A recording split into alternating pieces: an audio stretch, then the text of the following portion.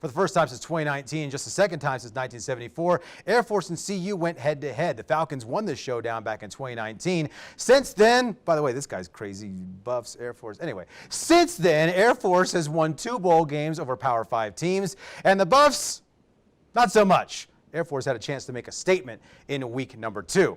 Let's go to Falcon Stadium, where it was a cold and rainy mess. We got the bird with a helmet on. I'm loving that. How about JT Shroud's second play of the game? Loses the football. Recovered by Christian Herrera. Air Force is in business. That was the second play of the game. This is the third play of the game. It's Brad Roberts just into the end zone for the 14-yard touchdown. It's 7-0 Falcons. Second quarter, Air Force now up 13-0. And that is a pickoff by Camby Goff, and Air Force back in business again. And that is where we see another bird with a helmet, and also where we see Brad Roberts. You know, the Buffs had a chance to give this dude a scholarship. They chose not to. He made him pay in this one. That makes it 20-0. Now, for a brief period of time, CU looked like they could kind of turn this thing around. Deion Smith breaking one to the outside for a 25-yard touchdown run. That cuts it to 20-7. And then we see some turnovers. Weather was an issue. We see John Lee Eldridge about to get into the end zone, but he fumbles the ball at the goal line. Buffs recover. They didn't score on that drive, but they scored after this when Brad Roberts fumbles. CU gets it back.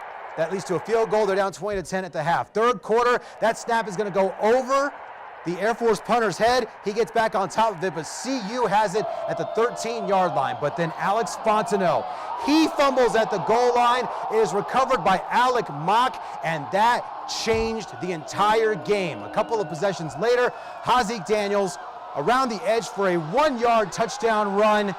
27-10. Air Force, birds the word. They're both happy and both wearing helmets. It's super cute, just gonna say. Brad Roberts, just so you know, 46 yards to the dirt, 177 yards rushing, and yes, that many touchdowns, 3 of them. Air Force crushes CU 41-10. After the game, Troy Calhoun on the secret to Brad Roberts' dominance. We had the guys over at that position at our house the other night, and Amanda made the biggest batch of macaroni and cheese, and I thought, she said, hey, if this doesn't work well, you know, it was all that extra cheese and all that good stuff I put in there, so who knows? He must have carb loaded well. Coach Calhoun invited the fullbacks over, so we had burgers and mac and cheese. That's one of the fullbacks' favorites, and I don't know, maybe that helped for the game we had today.